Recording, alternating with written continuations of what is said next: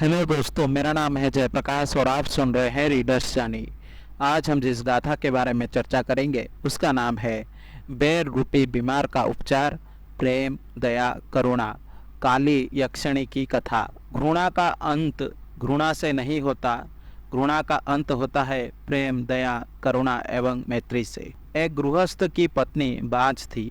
उसने किसी संतान को जन्म नहीं दिया, इसीलिए उसके पति के परिवार वाले उससे बहुत नाराज रहते थे तथा उसे तरह तरह से प्रताड़ित किया करते थे।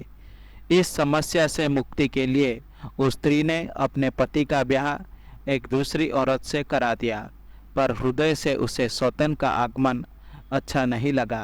अंततः 2 अवसरों पर जब वो नई औरत गर्भवती हुई, तब उस औरत ने उसे एक ऐसी दवा दे दी कि गर्भपात हो गया।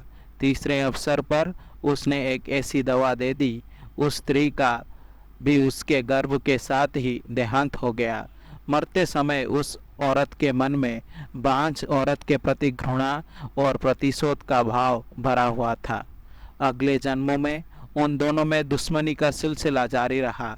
किसी जन्म में पहली औरत दूसरी से बदला लेती तो उसके प्रति उत्तर में अगले जन्म में दूसरी औरत पहली से बदला लेती।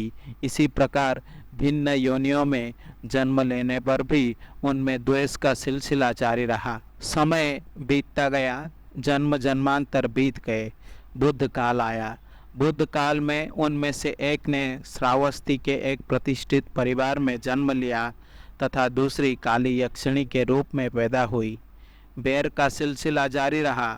पहले को एक संतान हुई, दूसरी उसे मारने के पीछे पड़ गई। पहली घबरा गई और उसने शास्ता की शरण में जाने का निर्णय लिया। उसे पता चला कि बुद्ध जेतवन में प्रवचन दे रहे हैं, अतः वह दौड़ती हुई सीधी वहां पहुंची और अपनी संतान को बुद्ध के चरणों में रखकर उनसे अपनी संतान की रक्षा के लिए प्रार्थना करने लगी। उधर यक्षिणी को बुद्ध के बिहार में प्रवेश की हिम्मत नहीं हो रही थी। बाद में बुद्ध ने काल यक्षिणी को भी बुलाया तथा दोनों को डांटा। बुद्ध ने सबों को बताया कि किस प्रकार हर जन्म में वे एक दूसरे से बदला लेती रही हैं और किसी प्रकार वे दोनों एक दूसरे के प्रति घृणाभाव से भरी हुई है। बुद्ध ने समझाया कि किसी प्रकार घृणा का अंत घृणा से नहीं होता, वरन घृणा से और अधिक घृणा का सृजन होता है। घृणा का अंत होता है प्रेम, दया, करुणा एवं मैत्री से। दोनों ने अपनी गलती स्वीकार की और बुद्ध के उपदेश के बाद उनके बीच का कलह समाप्त हो गया। तब बुद्ध ने महिला को आदेश दिया कि वो अपने पुत्र को यक्षिणी की गोद में दे दे। औरत पहले तो हिचकिचाई, पर बाद में बुद्ध के अटूट श्रद्धा और विश्वास के कारण उसने अपने पुत्र को उसे दे दिया। यक्षिणी ने बड़े प्यार से उस बालक को गोद में लिया और उसे चूमा, मानो वो उसका ही पुत्र हो।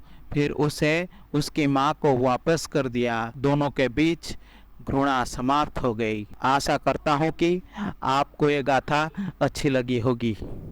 अगर आपको मेरी वीडियो पसंद आई तो इसे लाइक करें और शेयर करें और ऐसे वीडियोस देखने के लिए मेरे चैनल को सब्सक्राइब करें।